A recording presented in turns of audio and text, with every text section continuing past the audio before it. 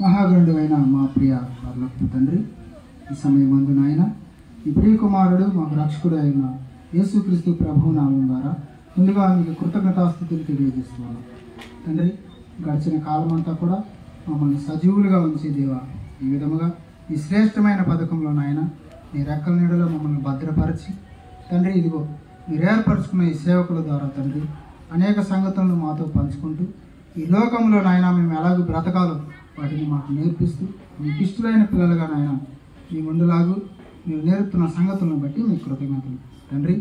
ఈరోజు అనగా నాయన ముందుగా ఉన్న వర్తమానం చొప్పున తండ్రి మేమందరం తెలుసుకున్న రీతిగా తండ్రి రెండవ భాగంగా తండ్రి మీ దాసులు మాకు బోధించినగా తండ్రి తగిన సామర్థ్యాన్ని వారికి దయచేయమని వేడుకుంటున్నాం తండ్రి. మీ జ్ఞానాన్ని మాతో నాయన పంచుటకు వారు ఏకీభించిన విధానం బట్టి మీ కృతజ్ఞతాస్తుతులు తండ్రి. మీ గ్రంథంలో ఉన్న నిగూఢమైన సంగతులు తండ్రి మాకు దాచిపెట్టక ప్రతి ఒక్కటి వివరముగా నాయన తేల్చి చెప్పమని వేడుకుంటూ ఉన్నాం తండ్రి. వాటి యందు శ్రద్ధాభక్తులు కలిగి భయభక్తులతో నాయన ఎదుట మేము నమ్మకముగా జీవించటకు మాకు అర్హతను యోగ్యతను దయచేయమని ఈ మనవులన్నీ కూడా ఈ ప్రియకుమారుడును మాకు రక్షకుడు నాయన యేసుక్రీస్తు ప్రభునామంలో అడిగి వేడుకొని ఈ వినపములన్నీ కూడా వేడుకొని ప్రార్థన చేసుకుంటూ ఉన్నాం తండ్రి. ఆమేన్.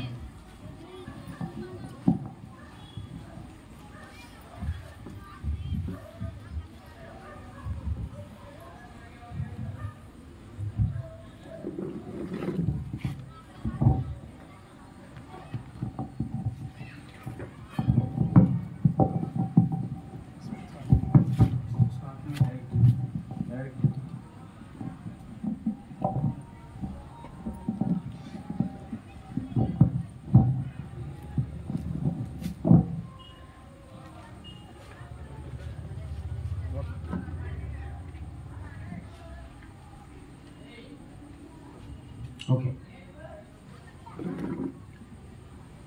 దేవుని పరిశుద్ధ నామానికి మహిమ కలుగును గాక. ఆమేన్ చెప్పరా? ఎక్కడున్నారు? ఇక్కడే ఉన్నారు, ఇంకెక్కడ ఉన్నారు? దేవుని పరిశుద్ధ నామానికి మహిమ కలుగును గాక. మంచిది. ప్రభునందు ప్రియమైన దేవుని పిల్లలారా, మొదటి వర్తమానం ద్వారా కొన్ని మాటలు మనం విన్నాము. రెండవ వర్తమానంలో ప్రవేశించుతున్నాం మనము. మరికొన్ని మాటలు మీతో పంచుకొనుటకు నేను ఇష్టపడుతున్నాను ప్రియులారా. దానికంటే ముందు నిన్నటి దినాన మనం ఏం చెప్పుకున్న ఎవరికైనా గుర్తుందా? లాస్ట్లో ఎక్కడ ముగించాం? ఎవరికైనా గుర్తుందా లేదా? చెప్పరా అమ్మా? ద్వితీయోపదేశ కాండము 6వ అధ్యాయము 5వ వచనం కాడ నుంచి చదువుకొని ముగించాం.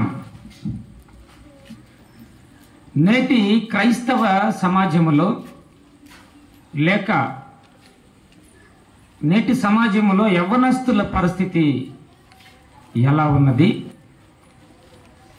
యవ్వనస్తులు చెడిపోవటానికి, పాడైపోవటానికి కారణం ఎవరు? వాటికి కారణాలేంటి అన్న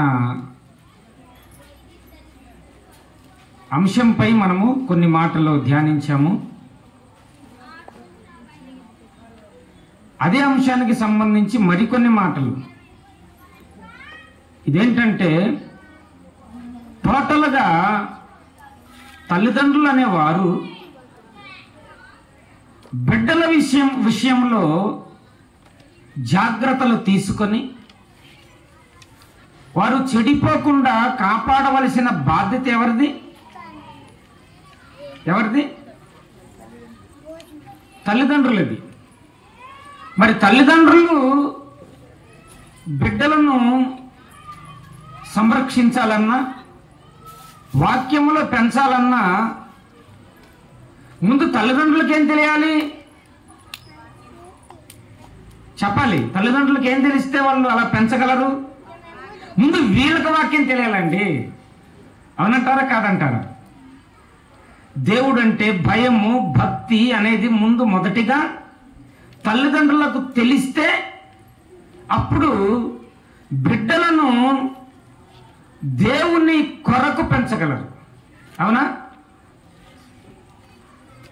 ఆలోచించాలి జాగ్రత్తగా. నేటి సమాజంలో చిన్నపిల్లలను కదిలించిన కనీసం 14-15 సంవత్సరాల బిడ్డలను కదిలిస్తే వాళ్ళు దేనికో దానికి బానిసలైపోతున్నారు, మత్తు పదార్థాలకు.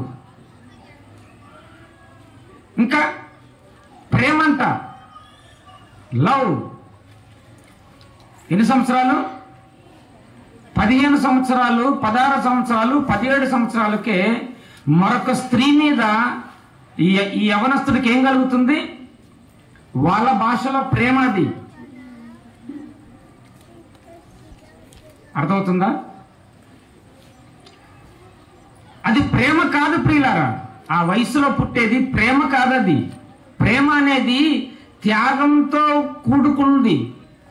ప్రేమ అనేది ఎలాంటిదంటే, నిజమైన ప్రేమ ఏంటంటే తల్లిదండ్రుల మాట విని తల్లిదండ్రులు చూసిన అమ్మాయిని చేసుకొని జీవితాన్ని, కుటుంబాన్ని కొనసాగించేది నిజమైన ప్రేమ. కానీ నేటి క్రైస్తవ సమాజం ఎందుకు పాడైపోతుందనంటే, దేవుని మాటలను నిర్లక్ష్య పెడుతూ, దేవుని వాక్యానికి లోబడకుండా, తల్లిదండ్రులను వ్యతిరేకిస్తూ, తమకు నచ్చిన మార్గాలలో వారు నడుస్తూ భయంకరంగా చెడిపోయిన పరిస్థితి సమాజంలో. అవునా కదా? అయితే నిన్నటి దినాన మనం చదవబడిన వాక్యాన్ని మనం ఆలోచన చేస్తే, యవ్వన దశలోనే ఒక భక్తుడు, ఆయన గురించి మనం నిన్న తెలుసుకున్నాం. ఎవరైనా? ఎవరమ్మా ఆయన? గుర్తులేదా? యేషోబు గారి గురించి మనం తెలుసుకుందాం. యవ్వన కాలములో యేషోబు గారికి ఎటువంటి పరిస్థితి ఎదురైంది?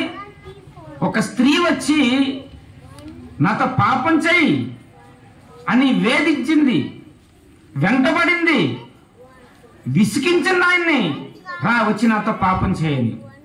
కానీ యేషోబు గారు ఒకానొక దినాన ఒంటరిగా దొరికినప్పుడు ఆ మరలా అతన్ని ఇబ్బంది పెట్టి, రా నువ్వు వచ్చి నాతో పాపం చేయని అతన్ని బాగా ఇబ్బంది పెట్టినప్పుడు, తన చొక్కా పట్టుకున్నప్పుడు చొక్కా ఆమె చేతిలో వదిలించుకొని వెళ్ళిపోయాడు.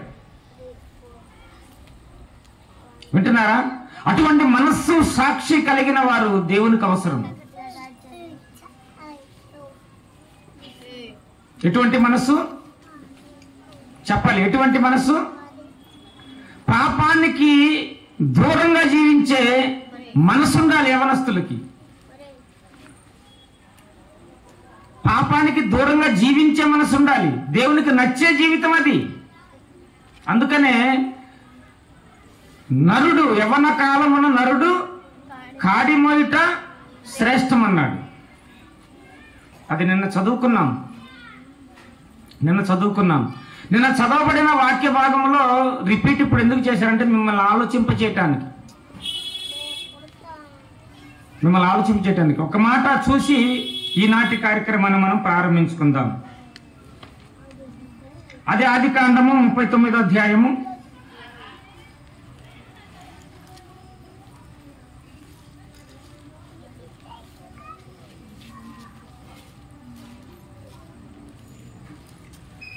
39వ అధ్యాయము 10వ వచనం.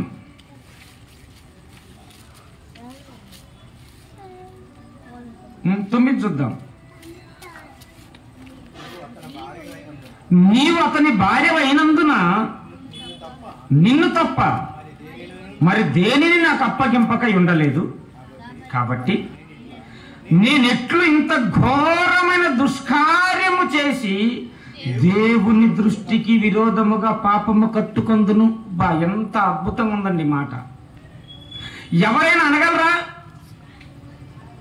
ఒక స్త్రీ వచ్చి వచ్చి నాతో పాపం చేయి, నేను నీకు సుఖాన్ని ఇస్తానంటే ఏ పురుషుడైనా కాదనగలడా? వదులుకోగలడా? లేదు ప్రియమైన దేవుని పిల్లలారా, లేదు. కానీ యవ్వన దశలో ఉన్న యేషోబు గారికి ఉన్న మనసు చూశారా? ఇతని మనసు చూసి, ఇతని జీవితాన్ని చూసి ఈ నేటి యవ్వనస్తులు ఒక పాఠం నేర్చుకోవాలి. అవకాశం వచ్చినా పాపానికి దూరంగా పారిపోయాడు. కానీ ఈరోజు యవ్వనస్తులు ఎప్పుడు అవకాశం దొరుకుతుందా పాపం చేయటానికని ఆలోచిస్తూ ఉంటారు. ఒకసారి మనసు పెట్టి ఆలోచించండి యవ్వనస్తులారా. మీ జీవితాలను చిన్న వయసులోనే అనేక అలవాట్లకు బానిస చేసుకొని, శరీరాన్ని మలినం చేసుకొని, శరీరాన్ని పాడు చేసుకుంటూ జీవితాలను పాడు చేసుకుంటున్నారు. ప్రియమైన దేవుని పిల్లలారా, ఈ మధ్య ఫ్యాషన్ అయిపోయింది. ఏంటిది? చిన్న చిన్న గొడవలు వచ్చినప్పుడు కోసుకోవటాలు, చేతులు కాళ్ళు కోసుకోవటాలు, ఇంకా ఏంటి అది చీమల ముందు చాక్ పీసులా, పురుగుల ముందు చీమల మందులు తాగటాలు, తింటాలు, నెయిల్ పాలిష్ మందులు తాగటాలు. ఏంటిది? ఇది ఎవరిది జీవితం? నీదా? నువ్వు కలిగించుకున్నావా? ఎక్కడి నుంచి వచ్చింది నీకు ఈ జీవితం? ఎవరిచ్చారు నీకు ఈ ఆకారం? ఎవరిచ్చారు నీకు బ్రతుకు? దేవుడన్న సంగతి మర్చిపోమాకు. ఇదంతా దేవుడు చూస్తున్నాడు. నిన్ను ఎవరి కొరకు బ్రతకమన్నాడు? ఇప్పుడు తీయండి ద్వితీయోపదేశ కాండం. ఆయనను మహింపరచడానికి మనం బ్రతకాలి. ఆయన ఆజ్ఞలను మనం గైకొనాలి. ఆయన కట్టడలను మనం అనుసరించాలి. అందుకని తల్లిదండ్రులు చెబుతున్నారు, యువత పాడైపోతుంది, ముందు మీరు కరెక్ట్గా ఉండాలి. 6వ అధ్యాయము 5వ వచనం. నీ పూర్ణ హృదయముతోను, నీ పూర్ణ ఆత్మతోను, నీ పూర్ణ శక్తితోను నీ దేవుడైన యెహోవాను ప్రేమింపవలెను. ఏం చేయాలంట? ప్రేమించాలి. ముందు మొదటిగా తల్లిదండ్రులు దేవుణ్ణి ప్రేమిస్తే, ఆ దేవుణ్ణి ప్రేమించినప్పుడు ఆయనలో ఉన్న ఆయన మాటలు, ఆయన మనస్సు, ఆయన కట్టడలు, ఆయన విధులు వీళ్ళకి అర్థమవుతాయి, పాటిస్తారు. అర్థమవుతుందా? అలా ముందు మీరు పాటించి నన్ను ప్రేమిస్తాను, ఇవన్నీ మీకు అర్థమవుతాయి, నేనంటే ఏందో మీకు అర్థమవుతాయి అని దేవుడు చెబుతూ, తర్వాత మీరేం చేయాలో చెబుతున్నాడు. కింద చదవండి. తర్వాత కింద ఏం చేయాలో చెబుతున్నాడు, చదవండి ప్రియమైన దేవుని పిల్లలారా. నేడు నేను నీకు ఆజ్ఞాపించు ఈ మాటలు నీ హృదయములో ఉండాలంట. ఎక్కడ ఉండాలి? హృదయములో. నీవు నీ కుమారులకు వాటిని అభ్యసింపజేయటం, నేర్పటం, అభ్యసించాలి. చదువుని ఎలాగైతే అభ్యసింప చేస్తామో బిడ్డలకు, అక్షరాభ్యాసం అంటారు కదా టీచర్స్, ప్రతిరోజు బడిలోకి వెళ్ళి బిడ్డలు ఏం చేస్తున్నారు? పిల్లలు అక్షరాభ్యాసం, చదువు నేర్చుకుంటున్నారు, పాఠాలు నేర్చుకుంటున్నారు.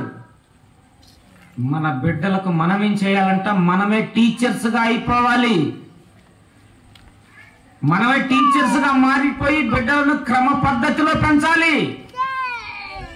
అలా పెంచకపోతే ప్రమాదం. ఇంకా ఎలాగంట? నీవు ఇంట కూర్చుంటున్నప్పుడును, త్రోవన నడుచున్నప్పుడును, పండుకొనున్నప్పుడును, లేచినప్పుడును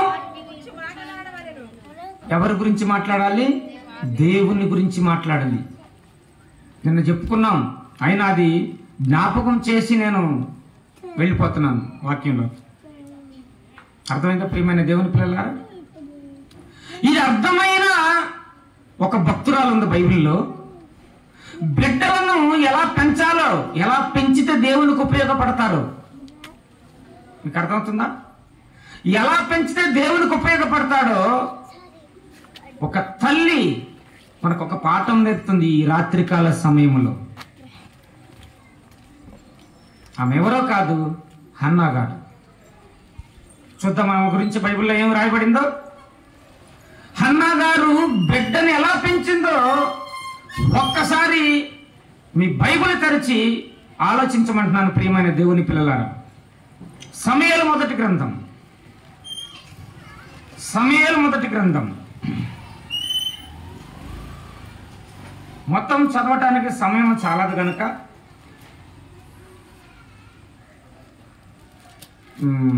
ఒక్క నిమిషము 6వ వచనం చదవండి ఒకసారి. 1వ అధ్యాయము 6వ వచనం. సమూయేలు మొదటి గ్రంథం 1వ అధ్యాయము 6వ వచనం. యెహోవా ఆమెకు సంతు లేకుండా చేసి ఉన్న హేతువును బట్టి ఆమె వైర్యపు పెనిన్న ఆమెను విసికించుటకై ఆమెకు కోపము పుట్టించుచు వచ్చెను. అంటే ఎల్కానా ఒక ఆయన ఉన్నాడు, ఆయనకి 2 భార్యలు ఉన్నారు. ఆ 2 భార్యలు ఒక ఆమె పేరు హన్నా, ఇంకొక ఆమె పేరు పెనిన్నా. పెనిన్నాకి పిల్లలు ఉన్నారు, హన్నాకి పిల్లలు లేరు. హన్నాకి పిల్లలు లేరు కనుక ఈ పెనిన్నా ఏం చేస్తుంది? విసిగిస్తుంది. నాకే పిల్లలు ఉన్నారు గనుక నా భర్త నన్నే ఎక్కువగా ప్రేమిస్తాడు, అసలు నువ్వెంత, నీకు పిల్లలు లేరు. కుటుంబం అంతే కదా, కుటుంబంలో బిడ్డలు లేని తల్లిని ఎలా చూస్తారు? బిడ్డలు లేని భార్యను కుటుంబంలో ఉంటే లేక స్త్రీ ఉంటే ఎలా చూస్తారు? ఆలోచించారా? ఆమెని తక్కువ చేసి చూస్తారు, తక్కువగా మాట్లాడతారు ఆమె గురించి. ఆమెను అసలు లెక్కలే కూడా తీసుకోరు. అలాగనే హన్నా గారి గురించి పెనిన్నా బాధ పెడుతుంది, రోజు బాధ పెడుతుంది ఆమెను. అయితే ఈ బాధలన్నిటినీ సహిస్తూ ఆమె బాధనంతటినీ కూడా ఎవరితో చెప్పుకుందో చూద్దాం.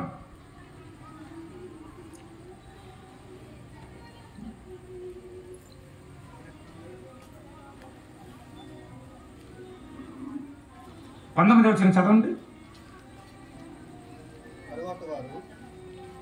ఒక 18 చదవండి. ఆమె అతనితో నీ సేవకురాలనైనా నేను నీ దృష్టికి కృపనందును గాక నేను. తర్వాత ఆ స్త్రీ తన దారిని వెళ్ళిపోయి భోజనం చేయించు నాట నుండి దుఃఖముఖిగా నుండుట మానెను. తర్వాత వారు ఉదయమందు వేగరమే లేచి యెహోవాకు మొక్కి తిరిగి రామాలోని తమ ఇంటికి వచ్చిరి. అంతటి ఎల్కానా తన భార్యకు హన్నాను కూడెను.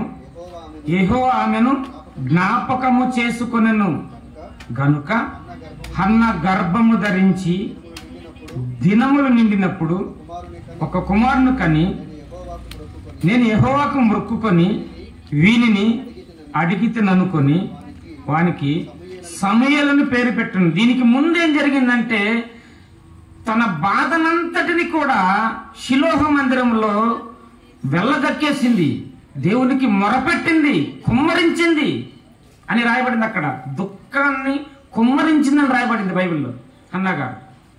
అయితే దేవుడు ఏం చేశాడు? ఆ మొరను విన్నాడు, ఆమె బాధను విన్నాడు, వెంటనే బిడ్డనిచ్చాడు. ఇచ్చేటప్పుడు అడిగేటప్పుడు ఏమో మొక్కుతుందో తెలుసా? ఆమె అడిగేటప్పుడు ఏమని అడిగిందో తెలుసా? అయ్యా నాకు మగబిడ్డనుగా నువ్వు ఇస్తే మరలా బిడ్డను తిరిగి నీకే ఇస్తాను. ఎవరన్నా మొక్కుకోగలరా అలాగా? బిడ్డలు లేని వారు అనేక మంది ఉంటారు, భార్యాభర్తలు.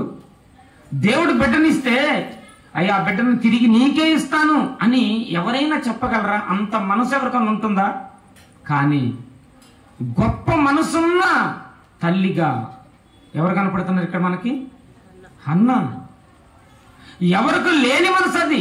సామాన్యంగా లేక లేక లేక లేక బిడ్డలు పుడితే ఆ బిడ్డని ఎంత గారాభంగా చూసుకుంటారు, ఎంతగా ప్రేమిస్తారు ఒకసారి ఆలోచించండి. కానీ బిడ్డలు లేకపోయినా పక్క ముళ్ళు పొట్లు పొడుస్తున్నా, వైరంగా మాట్లాడుతున్నా, ప్రతిరోజు ఆమెను ఇబ్బంది పెడుతున్నా, అయ్యా నా బాధంతా నీకు అప్పచెప్పాను, నాకు దిక్కు నీవే కనుక నాకు నువ్వు బిడ్డను మగ బిడ్డను దయచేస్తే ఆ బిడ్డను మరలా తిరిగి నీకే ఇచ్చేస్తాను అని మొక్కుకుంది హన్నా. మొక్కుకున్న తర్వాత బిడ్డనిచ్చాడు దేవుడు. బిడ్డనిచ్చిన తర్వాత ఆమె ఎలాగా మాట తప్పిందా? నిలబెట్టుకుందా? చెప్పాలి. మాట తప్పిందా? నిలబెట్టుకుందా? నిలబెట్టుకుంది. చూద్దాం 24వ వచనం.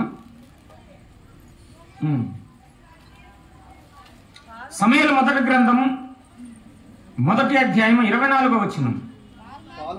పాలు మానిపించిన తర్వాత అతడు ఇంకా చిన్నవాడై ఉండగా ఆమె ఆ బాలుని ఎత్తుకొని 3 కోడల తూమెడు పిండిని ద్రాక్షారసపు తిత్తిని తీసుకొని షిలోహులోని మందిరమునకు వచ్చెను.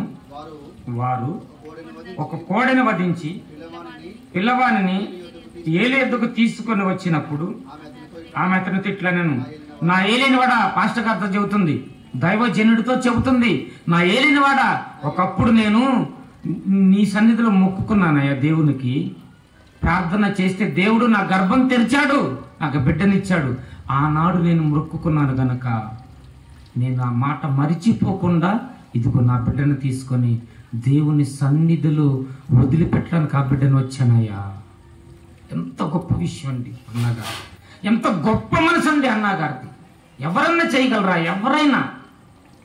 ఒక్కసారి మనసు పెట్టి ఆలోచించండి ప్రియమైన దేవుని పిల్లలారా. భక్తురాలంటే ఆమె భక్తురాలు. ఎందుకు? లేక లేక పుట్టిన బిడ్డ దేవునికి వాగ్దానం చేసింది, అయ్యా మగ బిడ్డ పుడితే నీకే ఇచ్చేస్తా. చదవండి. నా ఏలినవాడా, నా ఏలినవాని ప్రాణముతోడు నీ యొద్ద నిలిచి యెహోవాకు ప్రార్థన చేసిన స్త్రీని నేనే. ఈ బిడ్డను దయచేయమని యెహోవాతో నేను చేసిన మనవిని ఆయన నాకు అనుగ్రహించెను. కాబట్టి నేను ఆ బిడ్డను యెహోవాకు ప్రతిష్ఠించుచున్నాను. తాను బ్రతుకు దినములన్నిటను వాడు యెహోవాకు ప్రతిష్ఠితుడని చెప్పెను. అప్పుడు వాడు యెహోవాకు అక్కడనే మొక్కాడంట. ఏమండి, ఎంత గొప్ప విషయం అండి. ఆ బిడ్డ ఎంత వయసు ఉంటుంది? మహా ఉంటే 3 ఉంటుందో 4 సంవత్సరాలు. పాలు మానిపించిన వయసు ఎంత ఉంటుంది సుమారు చెప్పండి మీరు? ఎంత వయసు ఉంటుంది? 3 సంవత్సరాలు లేదా 4 సంవత్సరాలు వేసుకోండి. 4 సంవత్సరాల వయసులో, తెలిసి తెలియని జ్ఞానం ఉన్న వయసులో, ఏమండి తల్లిదండ్రులు మాత్రమే తెలిసిన ఆ వయసులో ఆ బిడ్డని దైవజనుడికి అప్పచెప్పినప్పుడు ఏం చేశాడంట ఆ బిడ్డ? ఏం చేశాడంట ఆ బిడ్డ? అప్పుడు ఆ క్షణం ముందు అక్కడే యెహోవాకు మొక్కేశాడంట. అంటే ఉగ్గు పాలతో పాటు తల్లి ఏం నేర్పింది ఆ బిడ్డకు? చెప్పండి, ఏం నేర్పింది ఆ బిడ్డకు? దేవుని వాక్యాన్నండి, దేవుని గొప్పతనం అండి, దేవుని మనసు అండి. ద్వితీయోపదేశ కాండములు ఏదైతే చెప్పాడో దేవుడు, హన్నా గారు దాన్ని పాటించారా లేదా? ఏమండి, హన్నా గారు దాన్ని పాటించారా లేదా? పాటించారు. మరి ఈనాడు మనము మన బిడ్డలు పాడవటానికి గల మెయిన్ కారణం ఏంటి? ఈ వాక్యాన్ని బట్టి చిన్న విషయంలో తగాదులు వస్తే మనం తగ్గం. ఆ చిన్న విషయాన్ని చిలికి గాలివాన అయినట్టు దాన్ని పెద్దదిగా చేసుకుంటాం. పోలీస్ స్టేషన్కి వెళ్తాం, కేసులు పెట్టుకుంటాం. నెమ్మదేది? కుటుంబంలో నెమ్మది ఎందుకు లేదు? శాంతి ఎందుకు లేదు? దేవుని కృప ఎందుకు మన కుటుంబాల్లో ఉండటం లేదు? వీటన్నిటికీ కారణం మన జీవితాలలో లేక మన కుటుంబాలలో ఆయన్ని మనం ఆహ్వానించుకోకుండా ఉండటం వల్లనే. అందుకే అంటాడు చూసా ప్రకటన గ్రంథంలో, ఏమని అంటాడు? తీయండి ఒకసారి. ప్రకటన గ్రంథం 3వ అధ్యాయము 21వ వచనం తీయండి ఒక్కసారి. తట్టుచున్నాడంట తలుపునొద్ద నించొని. తలుపు అంటే అర్థం ఏంటి అక్కడ? ఇదిగో నేను తలుపునొద్ద నిలుచుండి తట్టుచున్నాను. ఎవడైనను నా స్వరము విని తలుపు తీసిన ఎడల నేను అతని యొద్దకు వచ్చి అతనితో నేనును నాతో కూడా అతడును భోజనము చేయదు. ఎంత భాగ్యం అండి! ప్రభుతో కూర్చొని ప్రభుతో ఉండి భోజనం చేసే అవకాశం ఎంత భాగ్యం అది! తలుపు తలుపు తడుతున్నాడు, నాయన నన్ను ఆహ్వానించుకో, నేను వచ్చేస్తాను, నీలో ఉంటాను, నీ జీవితాన్ని మారుస్తాను, నీ బ్రతుకును మారుస్తాను, నీ కుటుంబాన్ని మారుస్తాను, నన్ను ఆహ్వానించుకో అయ్యా అని అంటుంటే మనం ఏం చేస్తాను? అబ్బెబ్బెబ్బెబ్బే, అవసరం లేదు, నువ్వు మాకు అవసరం లేదు, ఇప్పుడే మాకు అవసరం లేదు, ఇంకా చాలా టైం ఉంది, ఈ లోపల ఏమైపోయింది? జీవితము పాడైపోయింది. అప్పుడే నాకెందుకు, ఇంకా నేను చాలా అనుభవించాలి. ఎంతమందిని పిలుస్తున్నామండి, ప్రార్థనకు రండమ్మా, ఇల్లు తిరిగి పాంప్లెట్లు పంచాము. ఇంతేనా ఉంది పల్లెలో జనం? ఇంతమందేనా? వాళ్ళకి అక్కర్లేదా దేవుడు? వాక్యం వాళ్ళకు వద్దా? ఇంకా ఎన్నాళ్ళు పాపపు జీవితాన్ని జీవిస్తారు? ఇంకా ఎన్నాళ్ళు సాతాను సంబంధాలుగా జీవిస్తుంటారు? ఇంకా ఎన్నాళ్ళు దేవుడు విసర్జించి బ్రతుకుతారు? ఇంకా మారరా? ఒక్కసారి మనసు పెట్టి ఆలోచించండి ప్రియమైన దేవుని పిల్లలారా. యేసుక్రీస్తు వారు ఎందుకు వచ్చి ప్రాణం పెట్టారు? ఎప్పుడన్నా ఆలోచించారా? ఆయన చేసిన త్యాగాన్ని ఎప్పుడన్నా ఆలోచించారా? మాలలు వేశారు కదా చాలా మంది యవనస్తులు. ఎందుకు వేశారు? ప్రభు త్యాగం అంటే వాళ్ళకి అర్థమైందా? అసలు ప్రభు ఈ లోకానికి ఎందుకు వచ్చాడో అర్థమైందా? ఇలా కనీసం చెప్పేవాళ్ళు ఉన్నారా? మాలేసిన వాళ్ళందరినీ సమకూర్చి, నాయన ఇదిగో దేవుడు ఇలా రాయించాడు మన కొరకు, యేసుక్రీస్తు ఇదిగో ఎందుకు చనిపోయాడు, ఇదిగో ఆయన చనిపోయి 3వ దినం లేపబడ్డాడు, ఆయన ఎందుంటే మనము కూడా తిరిగి లేస్తాము అన్న సంగతి ఎవరు చెబుతున్నారు? వాళ్ళకేం తెలుసు? పాపం యవనస్తులు కొంతమంది అలవాట్లు మానుకోవాలని వాళ్ళకి మనసులో ఉన్నా వాళ్ళని నడిపించేవాళ్ళు లేరు. మంచి మార్గంలో మేము ఉండాలని వాళ్ళకి ఆలోచన వచ్చినా వాళ్ళని ఖచ్చితంగా నిలబెట్టి సక్రమైన మార్గంలో నడిపించేవాళ్ళు లేరు. మార్గదర్శకులు లేరు వారికి. అందుకే పాడైపోతున్నారు. కొంత అలా పాడైపోతున్నారు, కొంత తల్లిదండ్రుల వల్ల పాడైపోతున్నారు, కొంత కల్చర్, ఒకడిని బట్టి ఒకడు పాడైపోతున్నారు. ఆలోచించండి ప్రియమైన దేవుని పిల్లలారా. క్రీస్తు బలియాగం ఎవరికి అర్థమైంది? మొదటిగా మనకు అర్థమైతే మన బిడ్డలుగా మనం చెప్పగలం. బాప్టిజం తీసుకుని మీరందరూ ఒక్కటి ఆలోచించాలి. ఎన్ని మీటింగ్స్కి వెళ్ళినా, ఎన్ని ప్రార్థనలకు వెళ్ళినా ఆయన ఎందుకు వచ్చాడు? ఆయన ఎంత భారాన్ని, ఎంత శ్రమను అనుభవించాడు మన కొరకు. ఒక్కసారి యెషయా గ్రంథం తీసి చదువుదాం. యెషయా గ్రంథం, ఆయన త్యాగం ఒక్కసారి జ్ఞాపకం చేసుకుందాం ప్రియమైన దేవుని పిల్లలారా. యెషయా గ్రంథం 53వ అధ్యాయం. యెషయా గ్రంథము 53వ అధ్యాయము 2వ వచనం కానీ చదువుదామమ్మా. లేత మొక్క వలె, ఎండిన భూమిలో మొలచిన మొక్క వలె అతడు ఆయన ఎదుట పెరిగెను. అతడెవరు? ఆయనెవరు? మీకు అర్థం కావాలి. అతడెవరు? ఆయనెవరు? అర్థమవుతుందా మీకేమన్నా? అతడంటే యేసు ప్రభు, ఆయనంటే తండ్రి అయిన దేవుడు.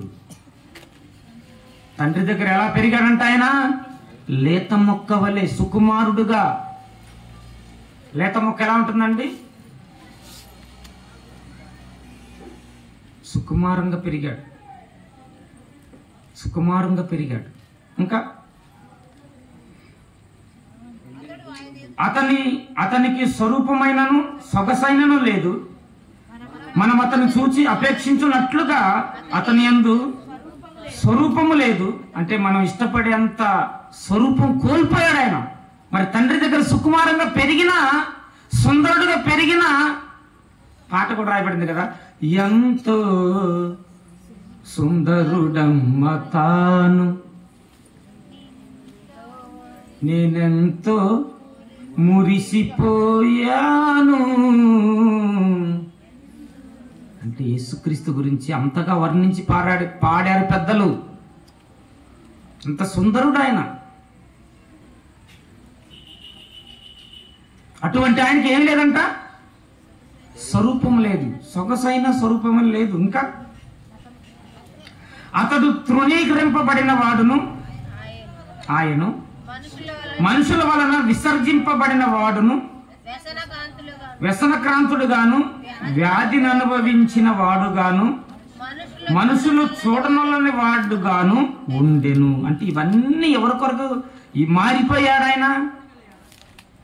సుందరుడు ఎలా మారిపోయాడు? విసర్జింపబడిన వాడుగా, మనుషులు చూడనొల్లని వాడుగా. ఎవరి కొరకు? ఎందుకు మారిపోయాడు అలాగా? నీ కొరకు, నా కొరకండి. ఏ రోజున గుర్తు పెట్టుకున్నామా? ఏ రోజున గుర్తు పెట్టుకుని నెక్స్ట్ వస్తుంది కదా, ఈస్టర్ పండగ బాగా చేస్తాం కదా. మంచి వంటలు వండుకుంటాము, మంచి బట్టలు వేసుకుంటాము. ఆ శుక్రవారం మటుకి దుఃఖంగా ఉంటాం. తర్వాత మళ్ళీ మామూలే. లేచిన దినం సంతోషమే. అసలు ఎందుకు మరణించాడు? ఎందుకు మరణించాడు చూద్దాం బైబిల్లో.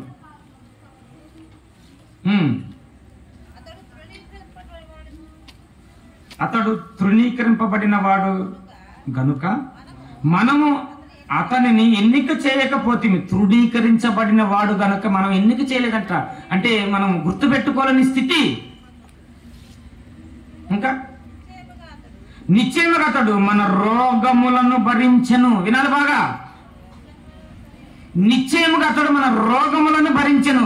రోగములన్న కాడ మనం శరీర రోగాన్ని మాత్రం కాదు తీసుకోవాల్సింది. పాప రోగం ఒకటి ఉంది, మందులేని రోగం ఈ ప్రపంచంలో. తెలుసా మీకు? అన్నిటికంటే భయంకరమైన రోగం ఒకటి ఉంది.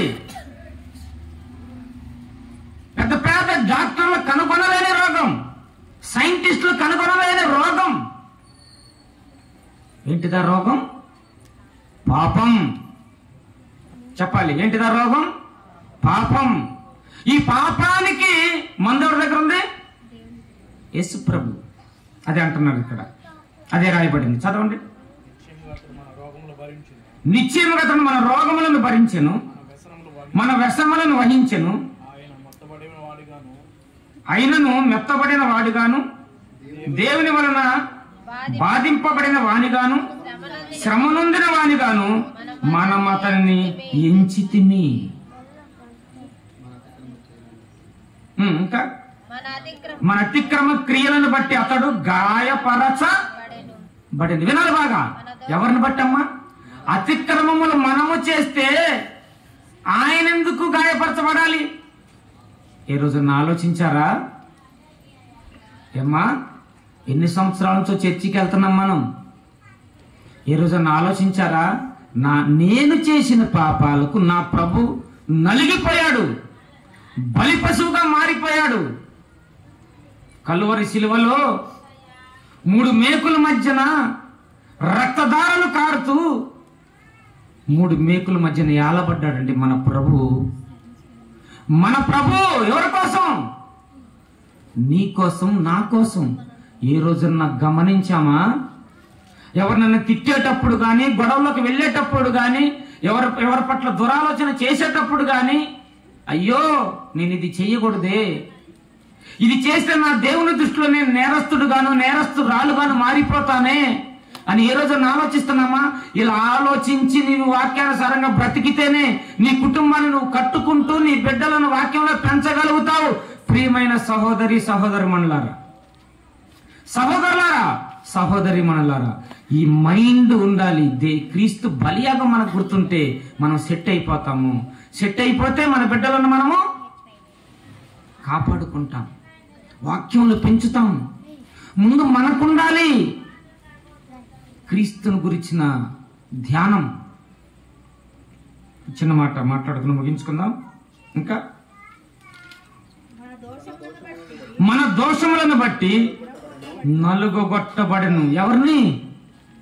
యేసు ప్రభుని, మన ప్రభుని, రక్షకుణ్ణి. గుర్తుందా? మనకి గుర్తుందా? గుర్తు పెట్టుకోవాలి. ఇది గుర్తు పెట్టుకుంటేనే మనలో భక్తి ఉంటుంది. మనలో భక్తి ఉంటేనే మన బిడ్డలను క్రమశిక్షణలో పెంచగలుగుతాం. ఇంకా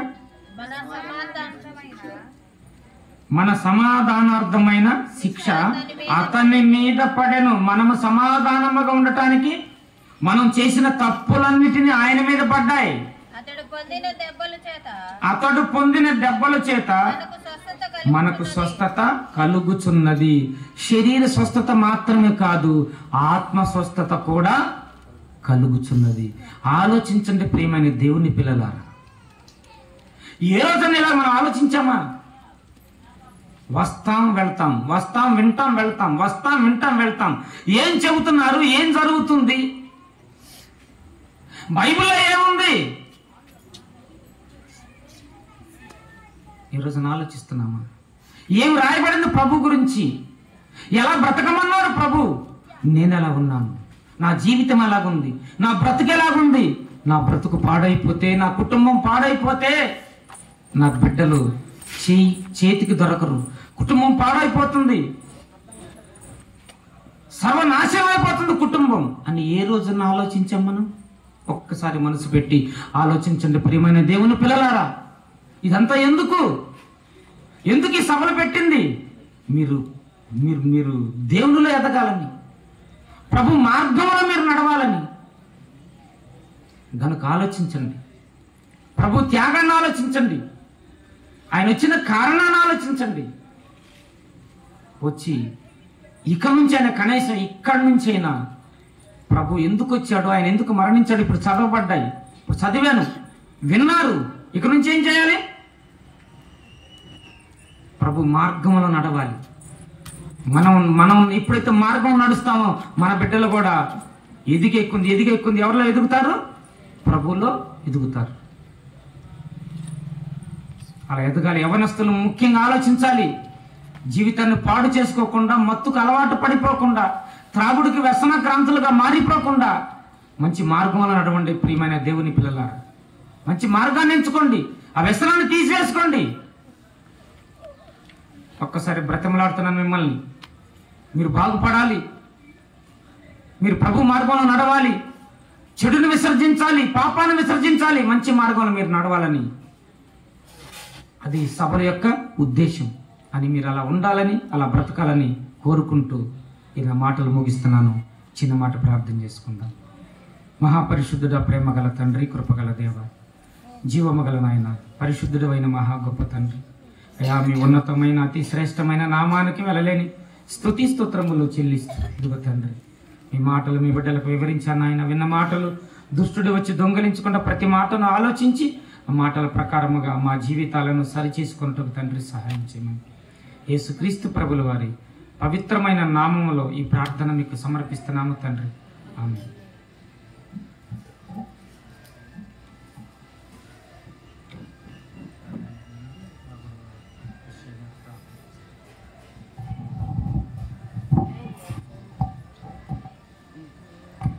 మంచిది. ఇప్పటి వరకు చక్కటి వాక్య సందేశాన్ని అందించిన బ్రదర్కి నా వందనాలు. మంచి విషయాలు పరిశుద్ధ గ్రంథంలో రాయబడిన మంచి లేఖనాలను దేవుడు మనకు వివరించాడు. చివరి వర్తమానం మన మధ్యలో ఉన్న సహోదరులు నిరీక్షణను అందిస్తారు కనుక చివరి వర్తమాన నిమిత్తం మన మధ్యలో ఉన్న పెద్దల శ్రీ గారు ప్రార్థన చేస్తారు. ప్రార్థన చేసిన అనంతరం వాక్య సందేశం మనకు అందించబడుతుంది. ప్రతి ఒక్కరు ప్రార్థనలు ఏకీభవించవలసిందిగా కోరుచున్నాను.